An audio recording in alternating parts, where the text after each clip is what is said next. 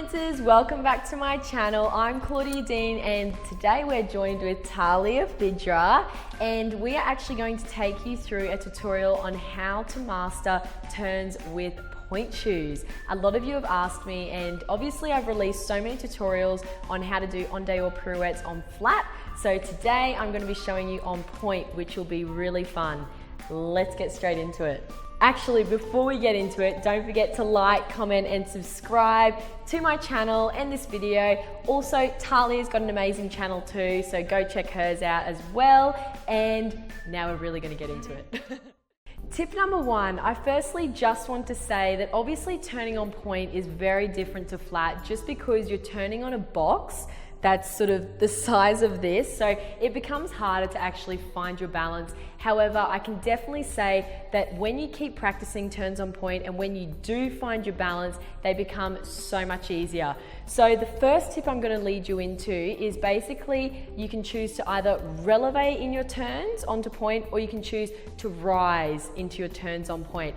I used to do both as a dancer and I'm going to try both with Talia just so you can see the difference between a releve and a rise onto point for your turns. So Talia, we are actually going to try a turn on point and I want you to focus on this underneath foot doing a releve right underneath you. So what you're going to imagine is both of the toes, they're going to go snatch underneath you onto point for your first turn. So let's just try this option first for you. So just focus on that underneath leg.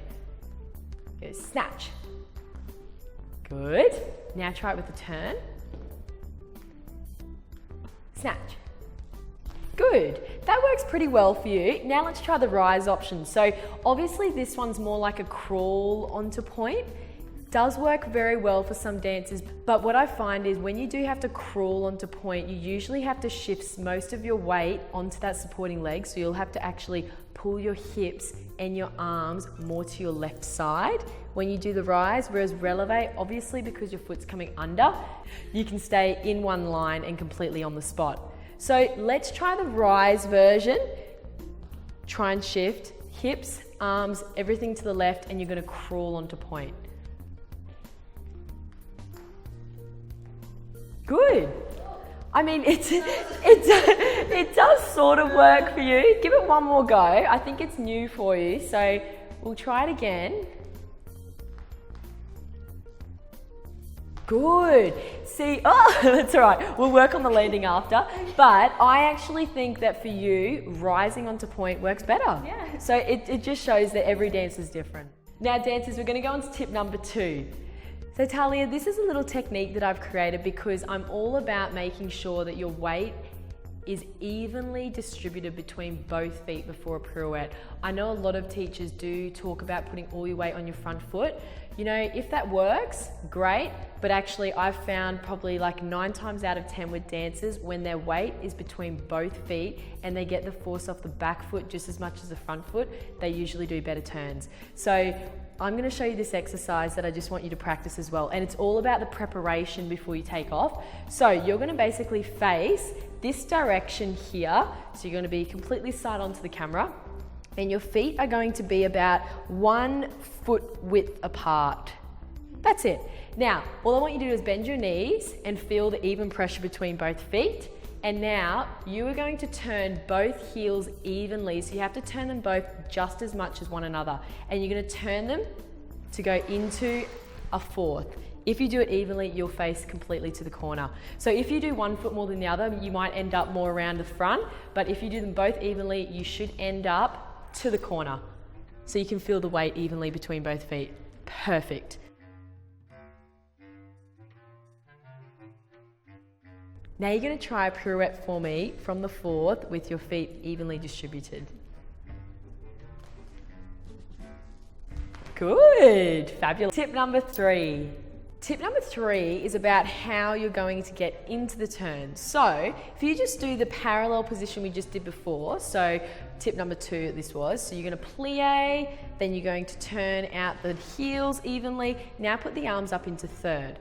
Okay, so this is your count 1. Right? Count 2 is a plie. Now count 3 is your releve. However, this tip is about when you're going to bring your arms in. I actually want you to bring your arms in on count 2.5. Okay, the reason being is if you bring them on 2.5, it means that when you releve, you're going to be in a complete solid position while you're turning. If you were to bring your arms in on 3, it means that your arms would be moving while you're turning, which is not ideal because your weight will start to transfer. I want you to be in a locked position on 2.5 with the upper body, so then you just go up, up, up, and you spiral up on your releve. So we go, count 1, 2.5, 3. Whoa, that was nice. So see how with that turn, you're in a really locked position when you went up. So that's sort of what I said initially. When you're turning on a box this big, you want to be in a really solid position. You don't want to be in a position that's moving and you're trying to turn, obviously. So that was so much better. Definitely 2.5, 3, you releve, and then you're just staying up and you do 8 turns. Tip number 4. Now, Talia, just go to your third to prepare. What I want you to think of now is that your left elbow, when it comes in on 2.5, it is going to actually line up with your left shoulder when you bring it in. So when you're turning, you're going to think of that left elbow, left shoulder being in one straight line as you're going around. Okay, let's try this now. Good. That worked pretty well. Tip number 5. Now, Talia, with this tip, if you can just put your arms into third, now basically all I want you to think about is someone pushing back this right shoulder before every turn. So you're going push back 1, push back 2, push back 3, 4, 5, 6 turns, 7 turns. Now try it in front of the mirror.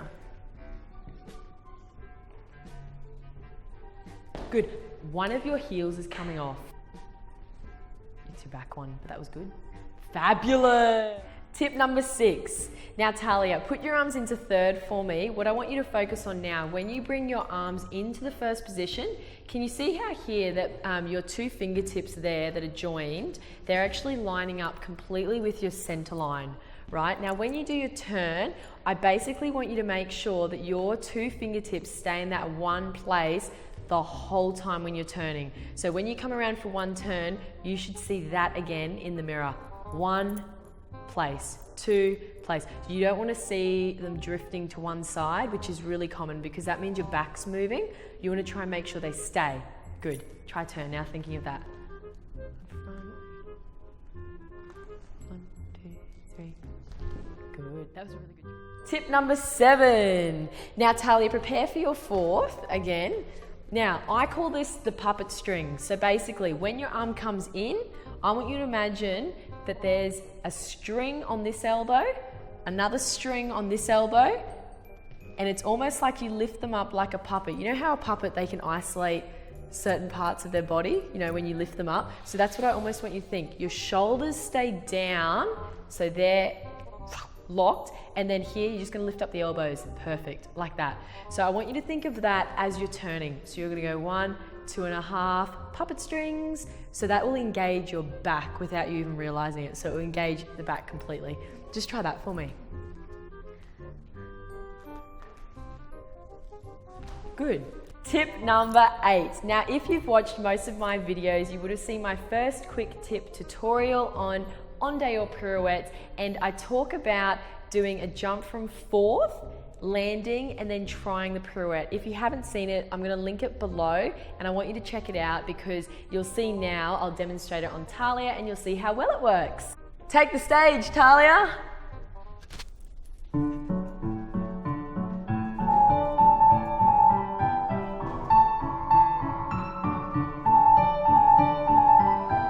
It's all right, try it again.